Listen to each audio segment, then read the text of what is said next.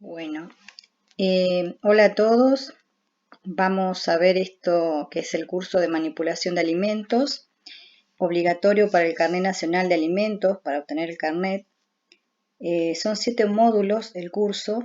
Vamos a ir viendo de a 2 módulos. Después de los 2 módulos vamos a hacer trabajos prácticos, los cuales los tienen que entregar para su corrección. Y luego van avanzando una vez que se corrige el trabajo práctico, van avanzando a los módulos siguientes hasta el último.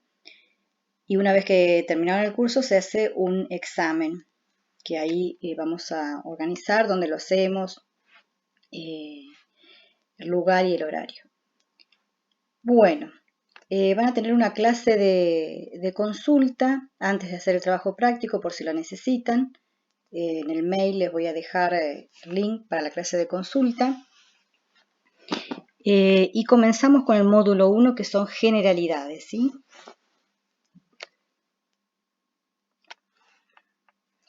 Bien. ¿Cuál es el objetivo de este primer módulo?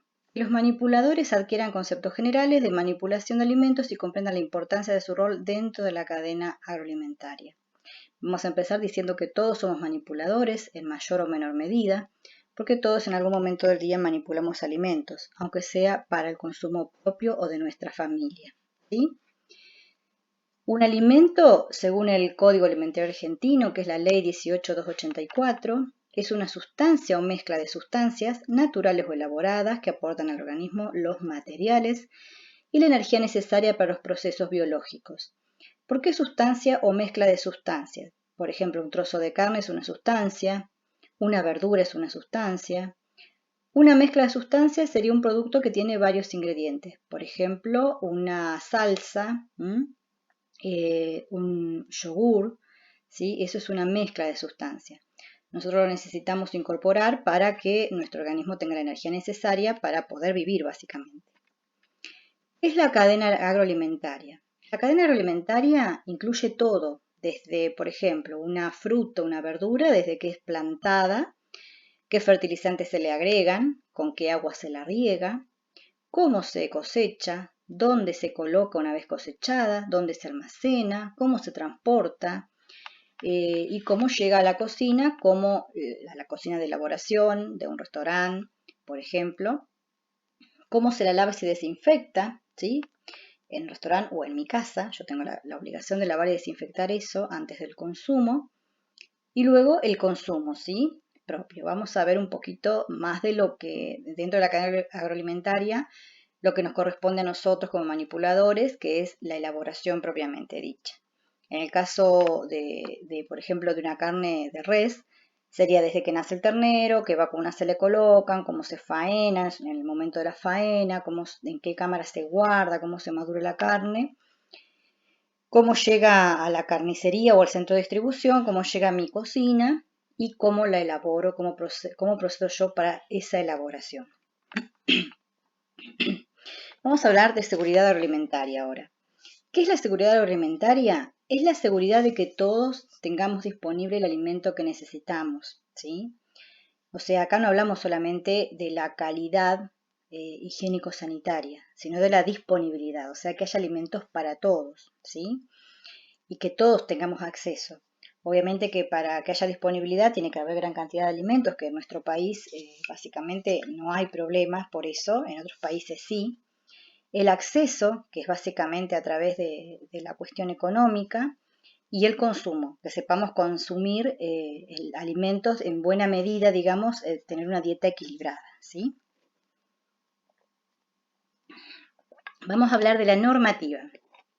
En nuestro país hay una normativa que es esencial, que es la madre, que es el Código Alimentario Argentino. Es una ley nacional, la ley 18284 del año 69, ¿sí? Que está el decreto 2126, que es el que la reguló como ley, ¿sí? Después hay un montón de leyes que vienen adosadas al código, que es la lealtad comercial, defensa del consumidor, la ley de vinos, la de publicidad, de control de alimentos, procedencia de origen de los alimentos, la verificación de contenidos netos, que realmente tenga el gramaje que dice el envase, el rótulo, lo tenga el alimento. Todo eso son un conjunto de leyes que van junto con el Código Alimentario Argentino para regular. Bien, perfecto. En el caso de las leyes, obviamente que el órgano de aplicación de esta ley en nuestra ciudad es el municipio, a través de la Oficina de Inspección General y de Bromatología.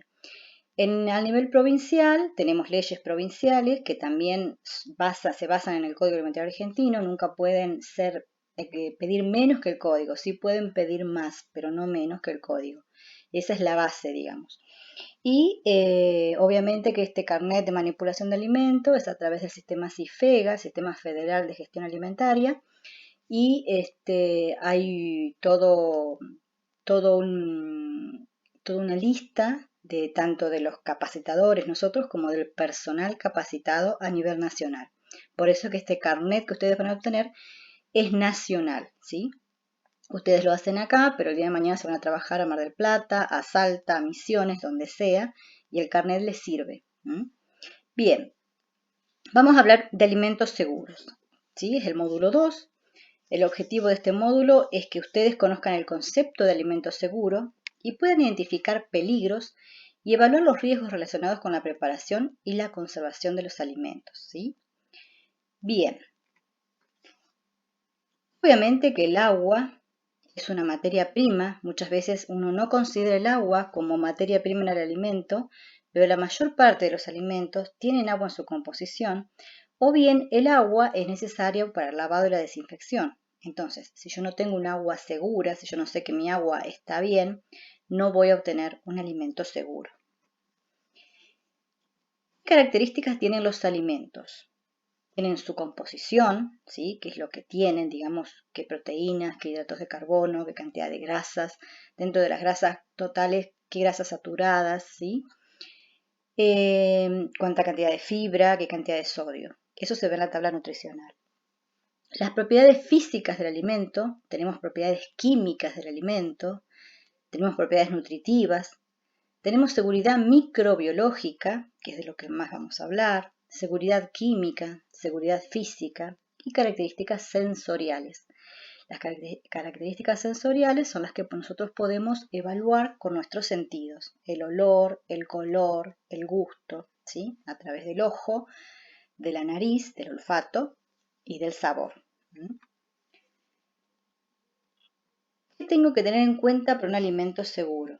La temperatura de mantenimiento. ¿Dónde veo eso? En el rótulo. Yo siempre me tengo que basar en el rótulo del alimento. Si el alimento dice que se debe mantener entre 0 y 5 grados, yo tengo la obligación de que ese alimento esté a esa temperatura.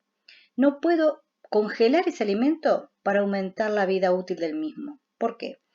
Primero y principal, porque la persona, la empresa que lo elaboró, no me lo está diciendo. Eso significa que esa empresa, esa persona que lo elaboró, no hizo los estudios necesarios para saber si ese producto puede ser congelado y si mantiene las mismas características sensoriales, nutritivas, químicas, físicas que mantiene estando refrigerado, por ejemplo, entre 0 y 5 grados. Por otro lado, el envase de ese alimento puede no ser apto para incorporarlo en un freezer, ¿sí? Es apto para una heladera, pero no para un freezer. Quizás en el freezer se quiebra, se resquebraja y el alimento puede tener contaminación con otro alimento que esté encima, al lado. Entonces, no debo congelar algo que el rótulo me dice que es para mantener refrigerado, ¿sí? Otra cuestión que tengo que tener en cuenta para que el alimento sea seguro es la fecha de vencimiento. Si ese producto dice que vence el 20 de junio, el 20 de junio es su vencimiento y no lo puedo utilizar más. Ese tema de que muchas veces surge de que más allá del vencimiento tiene una semana, tiene 2 o 3 días más, no, está vencido y está vencido y está vencido y no se puede utilizar. Si es un alimento de elaboración propia, si lo elaboré yo, tengo que tener en cuenta la cantidad de agua disponible. Cuanto mayor cantidad de agua disponible tengo, es mayor el riesgo del alimento a echarse a perder, a ponerse feo. El pH. ¿Qué es el pH? El pH es una medición de la acidez que tiene ese producto. Entonces, cuando un producto es más ácido, menos probabilidad de que se contamine tengo, ¿sí? Cuando un producto es más básico o neutro, ¿sí? Más posibilidades tengo de contaminar el alimento, ¿sí? Los alimentos por lo general tienen un pH parecido al neutro. La escala de pH va del 0 al 14. El neutro es el 7, que es muy parecido al pH del agua. Los alimentos están muy cerca de 7. Cuando baja de 7 es acidez y cuando sube de 7 es básico.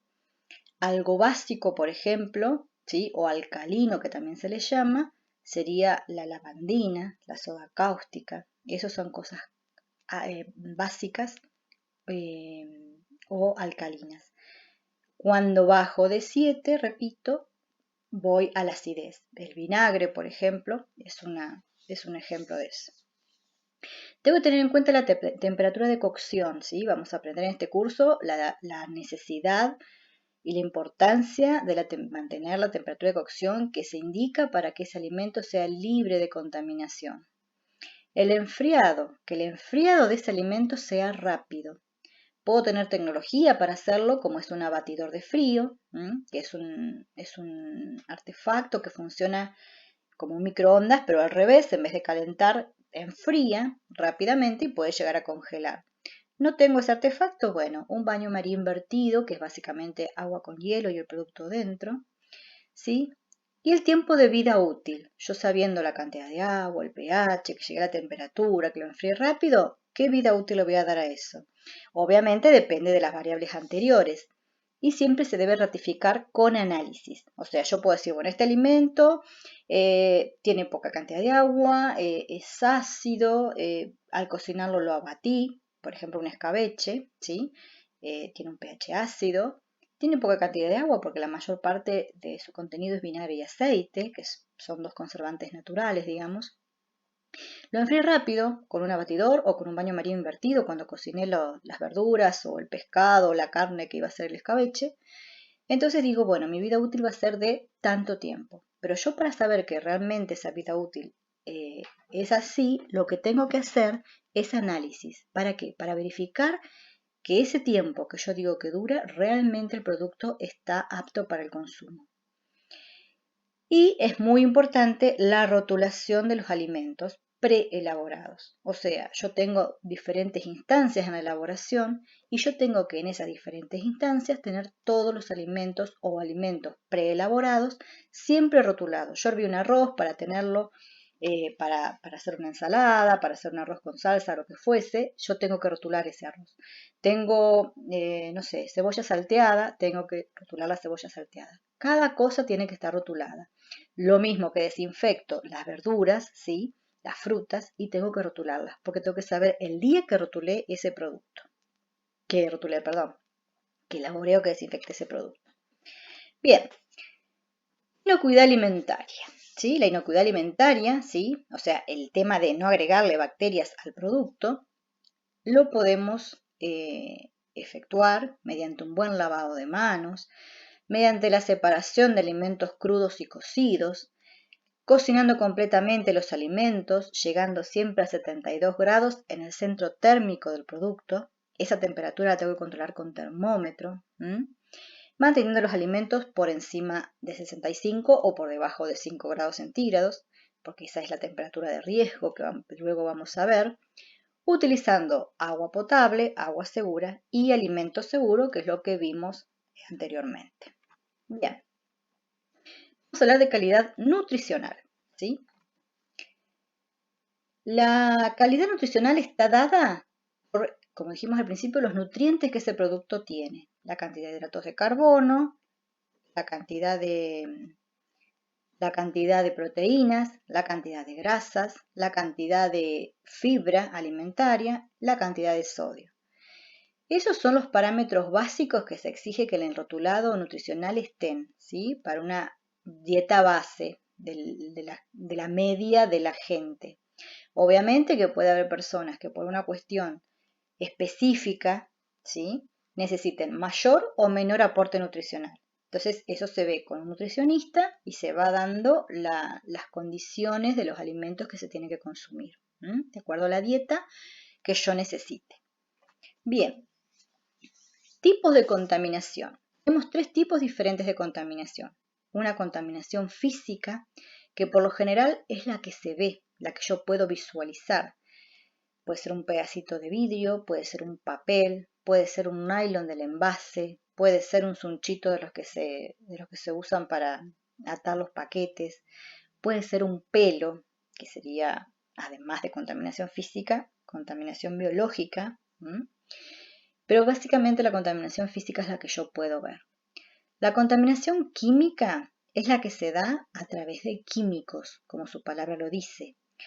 ¿Por qué puede ser la contaminación química? Por productos de limpieza y desinfección, por productos de control de plagas, por aditivos mal utilizados, o bien hay una contaminación química que se llama natural, que es propia de los productos. Por eso tengo que saber y tener cuidado con esos productos.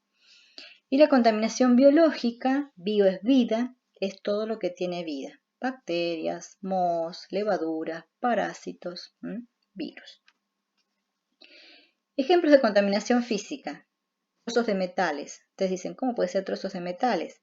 El ejemplo más frecuente y más básico es el chaireado de los cuchillos.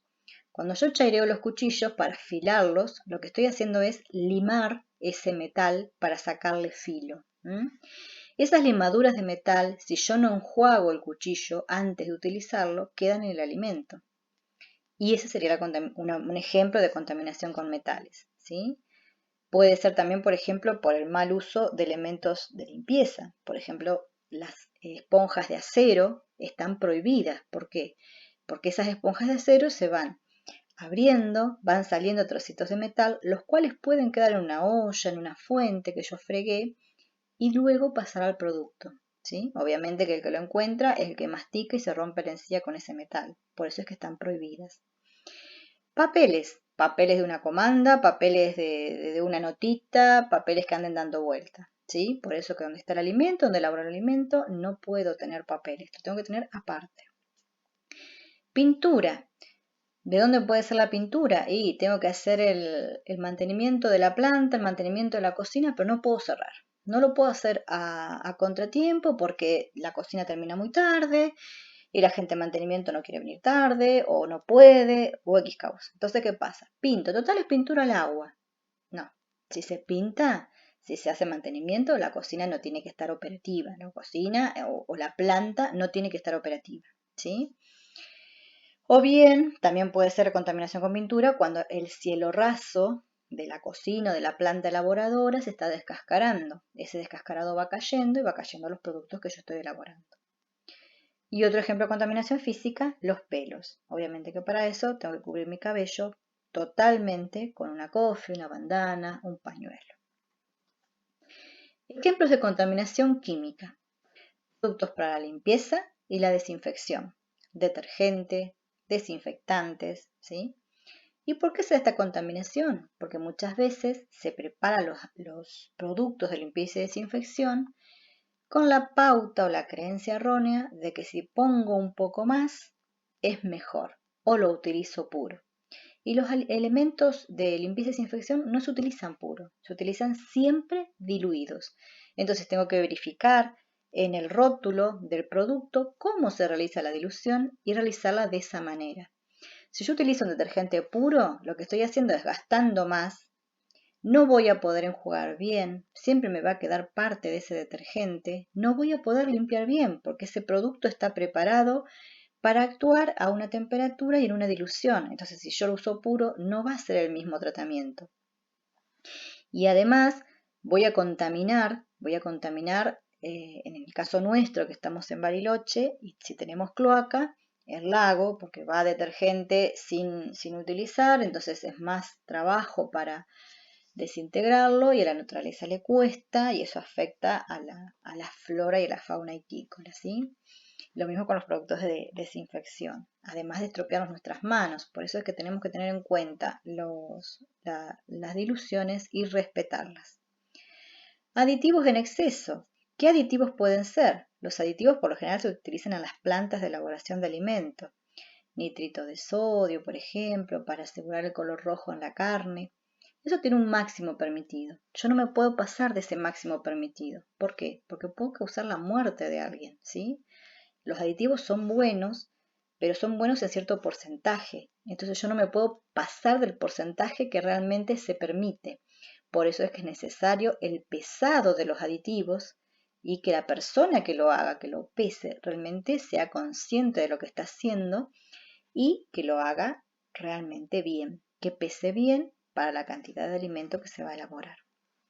Bien, productos para el control de plagas, ¿sí? Los productos de control de plagas, obviamente, son tóxicos, así como eliminan una mosca, una cucaracha. Esos trabajan como los medicamentos por kilo de peso, entonces yo tengo que tener la seguridad de que cuando yo estoy en el lugar de trabajo no se realiza control de plagas. O sea, no se realiza control de plagas colocando productos. Sí puede ir el controlador de plagas poniéndose un guardapolvo, una cofia, un cubre calzado, ingresar y ver las cuestiones físicas, ¿sí? Entonces, ¿qué son las cuestiones físicas? Si la tela mosquitera no está rota, si el burlete está bien, si falta burlete debajo de una puerta, en una ventana, en una abertura por la que puedan ingresar insectos, por ejemplo, ¿sí? Ver todo eso, ¿sí? Pero no puede aplicar productos mientras yo estoy elaborando, porque eso sería una contaminación química. Y otro tipo de contaminación química, como les decía, es la natural, es la que se da por ciertas toxinas naturales. Cuando veamos marea roja en el módulo 6, ahí vamos a ver un ejemplo claro de contaminación química natural. Y ejemplos de contaminación biológica: bacterias y sus toxinas, parásitos, mohos y levaduras y virus. Ejemplos de bacterias, por ejemplo, Staphylococcus aureus, coagulasa positiva, que lo tenemos en nuestra nariz y podemos contaminar el alimento al tocarnos la nariz y luego no lavarnos las manos y seguir elaborando. De parásitos en nuestra ciudad hay un ejemplo muy claro, que es el tema de la triquina, ¿sí? La Trichinella spiralis es el parásito, produce la triquinosis. Mohos y levaduras. Los mohos y las levaduras, por lo general, se usan para nuestro beneficio, para la elaboración del pan, de la cerveza, pero también hay algunos que son tóxicos, entonces tenemos que tener cuidado. Ojo que estoy hablando de mohos, no de hongos, ¿sí? Los hongos son las setas, las que vamos a cosechar debajo de los pinos, por ejemplo. Todo esto que le estoy nombrando es todo microscópico, no se ve. Y por otro lado, los virus, ¿sí? Virus, el ejemplo más común es el de la gripe. Últimamente tuvimos un virus que nos ha acompañado estos últimos años y nos sigue acompañando y causó una pandemia muy grande como es el coronavirus. Entonces, todo esto que estamos aprendiendo también es para evitar el contagio de virus. Volvemos a los agentes físicos, botones, ¿de dónde? Del delantal, de la chaqueta, ¿sí? Por eso los botones, si son botones, tienen que estar bien sujetos. Lo ideal es usar cierres, que el carrito quede para adentro, o velcro. Metales, como les decía, el limado, de las esponjas de acero, pintura, cables, pelos, clavos, tornillos, etc. Agentes químicos, aditivos en exceso, productos de limpieza y desinfección, producto para el control de plagas, agentes biológicos, bacterias, virus, mohos y levaduras y parásitos. Vamos a hablar de las bacterias de los que más nos vamos a ocupar en este módulo. Son organismos microscópicos, o sea, lo veo con un microscopio, no lo puedo ver a simple vista, son muy chiquititas, ¿sí? Están en todos lados hay bacterias, en el aire, en las superficies, en nuestras manos, en los alimentos. Se reproducen rápidamente, ¿sí? No necesitan mucho tiempo para reproducirse. Vamos a verlo ahora. Y algunas son patógenas. ¿Qué significa? Hay bacterias que son buenas, ¿sí? Que no hacen nada. Hay otras que, mejor dicho, no producen enfermedad y es más, nosotros las usamos para nuestro beneficio, por ejemplo, los lactobacilos en los yogures, ¿sí? Entonces, todas esas bacterias son buenas.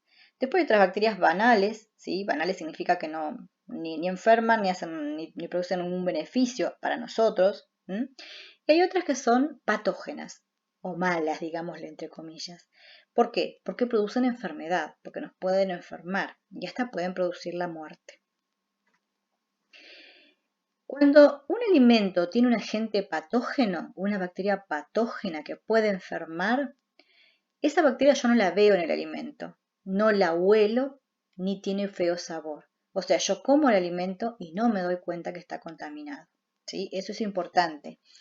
Ya cuando yo veo el alimento que huele mal, que está feo, ya está, ya ya hay muchísimas bacterias.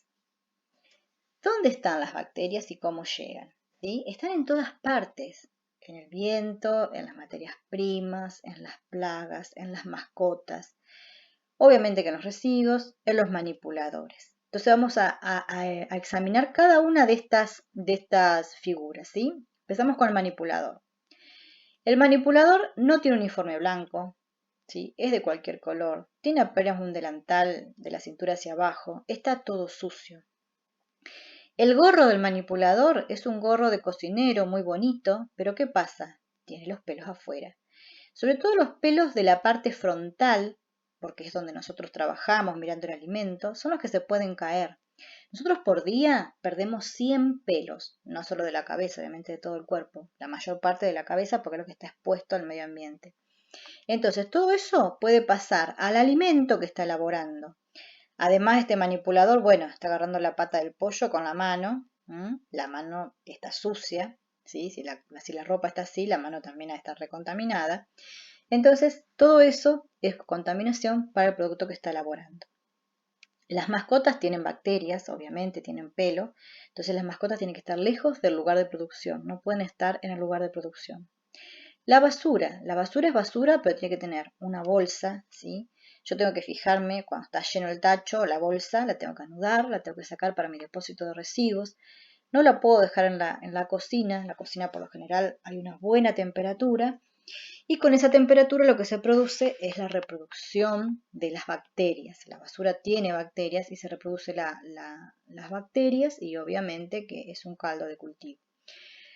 Obviamente que la basura no puede estar tirada alrededor y el tacho, la tapa del tacho tiene que estar en el tacho. El tacho de basura no puede estar destapado, salvo que yo esté tirando residuos en ese momento.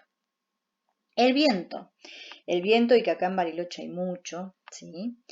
El viento obviamente trae polvo y trae esporas. Con las esporas trae hongos, puede traer bacterias. Entonces, si yo abro una ventana para que circule el viento y hay para que circule el aire y mucha cantidad de viento, es probable que me entre polvo y con el polvo me entre contaminación, ¿sí? Las materias primas. Cada materia prima tiene su contaminación inicial. No es que esté todo feo, es que es normal, ¿sí? La contaminación normal. Pero la contaminación que es normal en el jamón, ¿sí? No es normal para el pollo, no es normal para el pescado y no es normal para el huevo. Y viceversa, la contaminación del huevo no es normal en el pescado, no es normal en el jamón, no es normal en el pollo. Entonces yo mezclo las materias primas, obviamente estoy haciendo una mezcla de bacterias y estoy haciendo un caldo de cultivo. Y eso, lo que es normal en el huevo, puede ser muy peligroso en otro producto. Por ejemplo, el jamón, ¿qué pasa? Se come muchas veces en un sándwich sin previa cocción. Entonces, todo lo que está crudo lo va a contaminar y podemos tener una ETA, una enfermedad transmitida por los alimentos, muy grave. Las plagas. Acá tienen dibujada una cucaracha. Si bien se cree que acá no hay cucarachas, lo hay en muchos lugares. ¿Y por qué hay? Porque las cucarachas obviamente no vivían acá por el frío, pero han venido de lugares más cálidos, en cajas. Entonces, obviamente, han ingresado a diferentes sectores, ahí se han reproducido. Y bueno, y después, una vez que ya ingresa la plaga, siempre se dice que se puede controlar, pero nunca o es muy difícil erradicarla. Entonces tenemos que tener mucho cuidado, ¿sí? O sea, no tenemos que permitir el ingreso de plagas, porque una vez que ingresa la plaga, la podemos controlar, pero es muy difícil su erradicación. La cucaracha, como ustedes ven en esta foto, todo eso que se ve ahí como rugoso son pelitos, ¿sí? Que tienen sus patas. Entonces, en esos pelitos que tienen sus patas es donde se adhieren las bacterias y van quedando por donde va deambulando la cucaracha. Lo mismo con las moscas, con las chaquetas. Todo esto que vimos obviamente tiene bacterias y esas bacterias, si yo las sumo, van a parar ¿a dónde? Al alimento que yo proceso, que yo elaboro. Bien, ¿qué necesita una bacteria para poder vivir, reproducirse? Necesita calor, ¿sí? Básicamente necesita lo mismo que nosotros. Los que ya han hecho el curso con nosotros, estos temas ya lo hemos visto. Entonces necesita calor para reproducirse, temperatura. Nosotros necesitamos calor para vivir. No podemos vivir a 0 grados, sin vestimenta, sin calefacción. Humedad, que es agua. Nosotros también necesitamos agua para poder vivir. Podemos estar sin comer más tiempo, pero sin tomar agua no podemos estar porque nos deshidratamos. Alimento. Alimento necesitamos para poder subsistir, para que nos dé energía para realizar nuestras necesidades, nuestras actividades diarias y además la necesidad que tiene el cuerpo de poder hacer las funciones necesarias para vivir. Necesitan tiempo, al igual que nosotros. Nosotros necesitamos tiempo para nacer, para crecer, nos desarrollamos y luego de desarrollarnos recién podemos procrear, tener hijos. Para eso necesitamos buscar una pareja. Las bacterias son asexuadas, o sea, no tienen sexo, por lo cual, cuando tienen todas las necesidades cubiertas, calor, humedad, alimento, obviamente se autoduplican. De una salen dos, ¿sí? Se llama división binaria ese sistema. Y oxígeno para poder respirar, lo mismo que nosotros, ¿sí? Pero ¿qué pasa? Si no hay oxígeno, hay bacterias que están más adaptadas y pueden seguir viviendo con la falta de oxígeno y respirar el gas que esté disponible. Las bacterias existen en este mundo desde que el mundo es mundo, o sea, han pasado por diferentes instancias, ¿sí? Cuando la Tierra era un planeta muy caliente, ¿sí? Que había actividad volcánica, ya había bacterias. Después de millones de años hubo una época de glaciación, había bacterias, y después de millones de años estamos nosotros, donde tenemos un planeta que en los polos es muy frío y en el ecuador es cálido, ¿sí? Y en todas esas partes hay bacterias. Y no es que son diferentes las bacterias, no es que en el polo hay una bacteria, en el ecuador hay otra. No, en todas partes están las mismas bacterias con diferentes adaptaciones. Se adaptan a la temperatura y las circunstancias que tienen para vivir. Son microorganismos muy adaptables. Como son unicelulares, son una sola célula, entonces se adaptan muy fácilmente y siguen viviendo cuando pasan cosas especiales.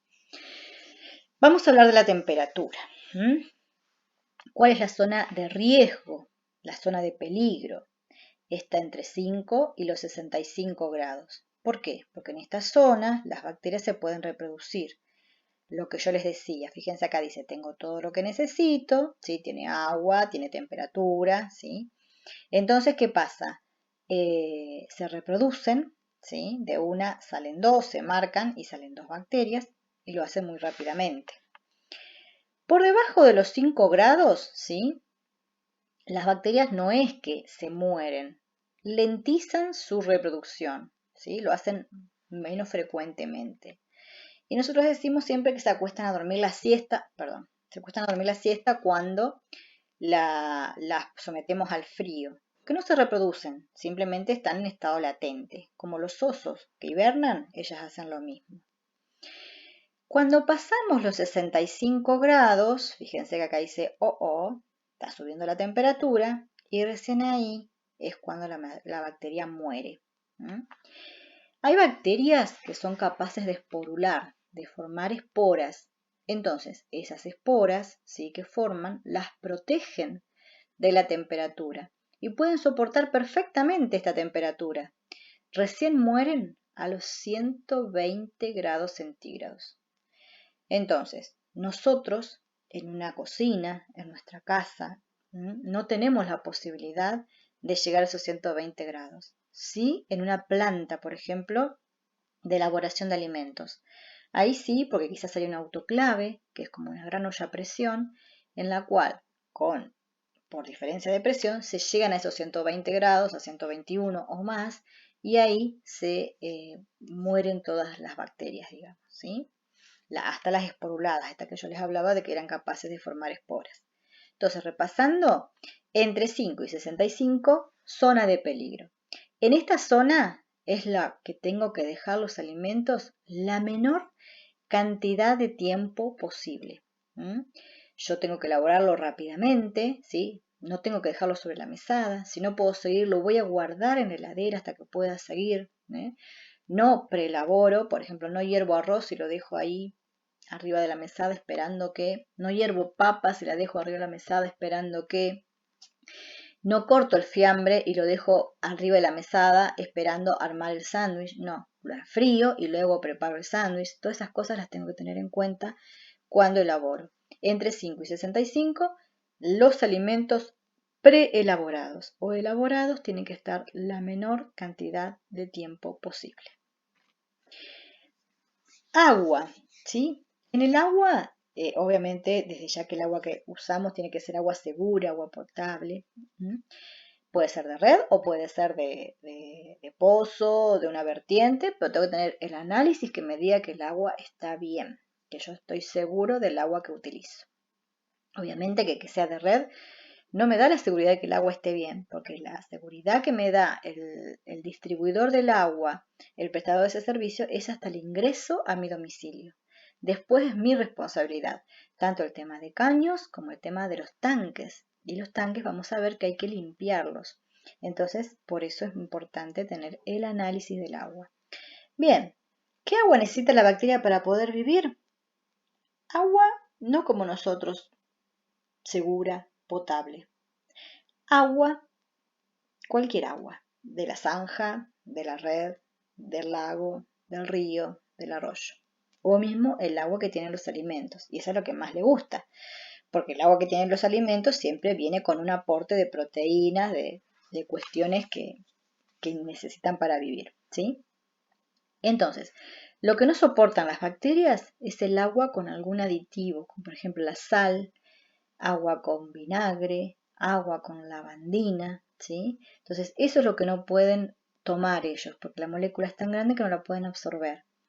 Pero el agua, no importa que sea, vuelvo a repetir, de la zanja, del río, del lago, no importa, porque por más que sea agua contaminada, a ellos no les va a hacer nada.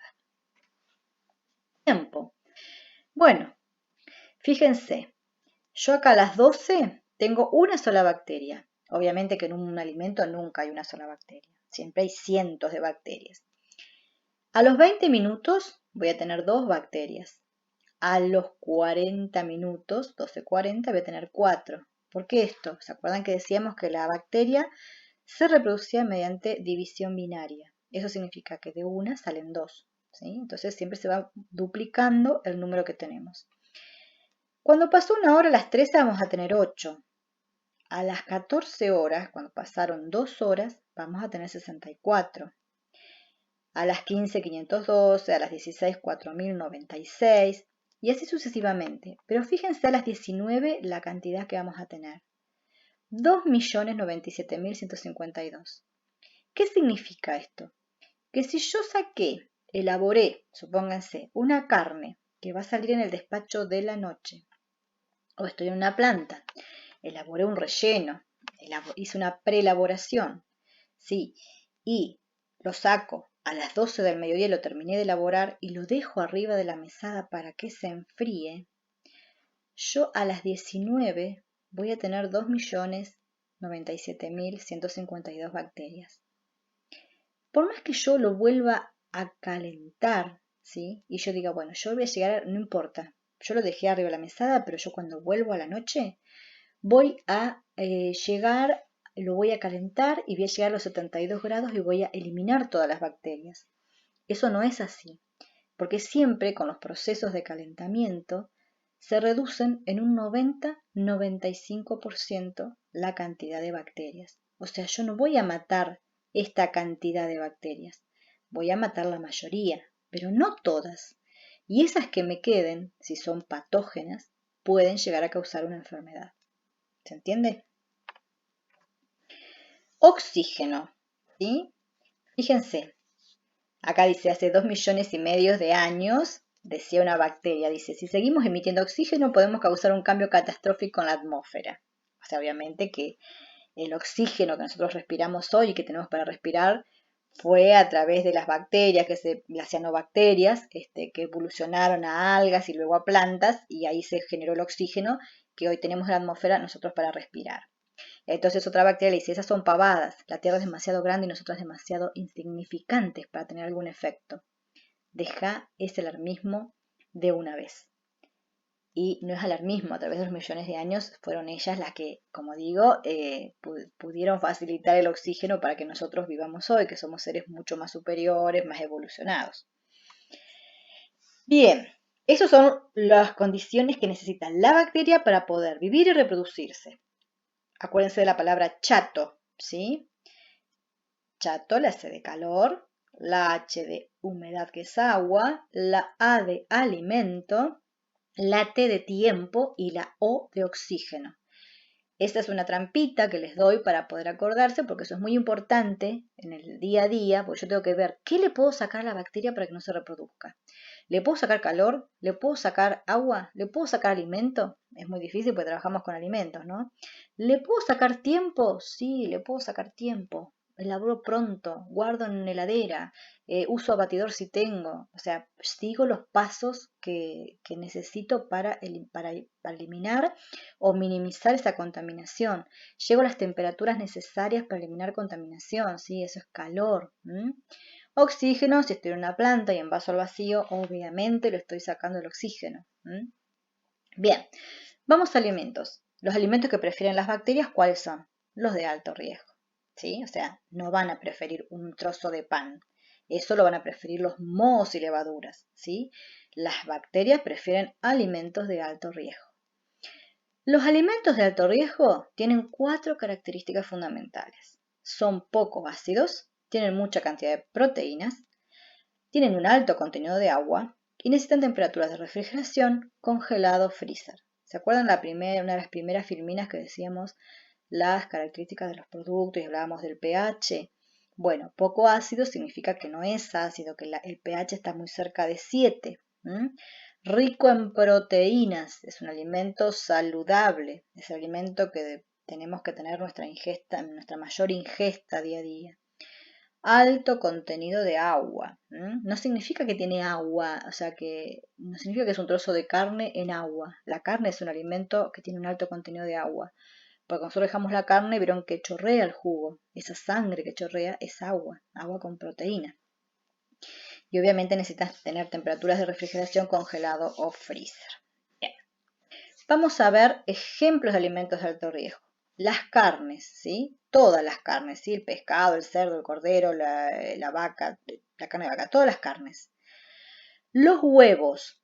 Los huevos, si bien es un alimento de alto riesgo, no se guarda en la heladera. El huevo va en un ambiente fresco, a menos de 15 grados, pero no en la heladera. ¿Por qué? Porque la gallina tiene un orificio que se llama cloaca y por ese mismo orificio es por donde defeca y pone el huevo. Entonces muchas veces los huevos vienen manchados con materia fecal. Por eso mismo se deben desinfectar antes del uso. Pero no es que yo agarro el maple de huevo, agarro la caja de huevos, la desinfecto y la guardo en la cámara o la guardo en la heladera. No. ¿Por qué? Porque la cáscara del huevo es permeable. Entonces, ese agua con la que yo desinfecté, más allá que tenga un desinfectante, ingresa al huevo. Si ingresa el agua y hay materia fecal, obviamente que puede haber una salmonela, que es lo que contamina el huevo, que ingrese dentro del huevo. El huevo es un alimento muy proteico, obviamente que se pone feo y luego yo lo utilizo y está contaminado. Por eso se desinfecta solamente antes del uso. Bien. ¿Qué otro alimento es de alto riesgo? Toda la leche y todos los lácteos, ¿sí? Todos, salvo los quesos duros, ¿sí? Que no necesitan refrigeración hasta que están abiertos. Un queso regianito, por ejemplo, es de bajo riesgo, yo lo puedo tener la horma cerrada, fuera de frío, pero una vez que la abrí, que la corté, ahí tengo que refrigerarlo, sí o sí refrigerarlo. Y de todas las carnes, nosotros decimos que la carne picada, acá hay una hamburguesa, es la de mayor riesgo, ¿sí? ¿Por qué la carne picada es la de mayor riesgo? Es el alimento de mayor riesgo. Porque por ejemplo, en este caso, en el churrasco, la contaminación, ¿sí? El animal cuando fue faenado en el frigorífico era un animal sano, pasa por una inspección veterinaria. Entonces no tiene bacterias en la sangre, digamos, para que pueda contaminar el producto. Pero ¿qué pasa? Ese animal fue faenado, fue depostado, descuerado, y todo eso por acción del ser humano, de los manipuladores. Entonces la contaminación que tenga este churrasco es la contaminación que los diferentes manipuladores le pudieron dejar. ¿Dónde va a estar la contaminación? En la superficie. Entonces si yo este churrasco lo coloco en la plancha, en la parrilla, ¿sí? Lo marco de un lado, lo sello, las bacterias de ese lado van a ser eliminadas. Y vieron que cuando uno lo marca, la lateral también se va cocinando, va cambiando del rojo al marrón. Voy eliminando bacterias. Lo doy vuelta con una pinza, ¿sí? Con una pinza, no lo pincho. Porque si yo pincho acá donde todavía está crudo para darlo vuelta, estoy ingresando la contaminación de la superficie adentro de la pieza. Entonces ahí lo tengo que comer bien cocido, ¿sí? Si yo lo diese vuelta con una pinza, al eliminar la contaminación superficial, ya estoy eliminando toda la contaminación. Bien, si yo, en el mejor de los casos, a este churrasco lo hiciese carne picada, la contaminación también va a estar en la superficie, pero en la superficie de cada uno de esos trocitos de carne picada. Entonces, todos los alimentos elaborados con carne picada, hamburguesas, relleno de empanadas, pan de carne, pastel de carne, albóndigas, etcétera, etcétera, etcétera, tienen que estar bien cocidos. Cada uno de esos trocitos tienen que pasar del rojo al marrón. Por eso, cuando elaboro rellenos con carne picada, lo bueno es separar. Vieron que el bodoque de carne picada viene apretado, digamos. Entonces tengo que tratar de separar cada uno de esos trocitos de carne picada para que realmente se selle, se cocine y elimine la contaminación que tienen. Bien. Alimentos de bajo riesgo son los alimentos secos, básicamente. Fideos secos, las legumbres, los porotos, las lentejas, el arroz, ¿sí? La sal, el aceite, ¿sí? Esos productos secos son de bajo riesgo, no tienen agua, obviamente no son básicos tampoco, ni son ácidos, están digamos, casi en el neutro del pH, pero no necesitan refrigeración, ¿sí? Como les decía antes, no tienen agua y sí pueden ser ricos en proteínas. Por ejemplo, un arroz es rico en proteína, pero el aceite no, ¿sí? La sal tampoco. Entonces esos son alimentos de bajo riesgo. Acá tienen una leche, pero es una leche esterilizada, que no tiene contaminación. Ahora, ¿qué pasa con esa leche cuando yo la abro? ¿Dónde va el cartón de leche cuando yo lo abrí? Pasa de la alacena, pasa del depósito de secos a la cámara o la heladera.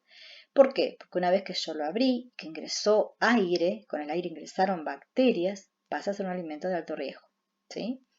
Lo mismo con cualquiera de estos productos que yo cocino. Yo le agrego agua porque los hidrato, entonces ahí pasa a ser un alimento de alto riesgo.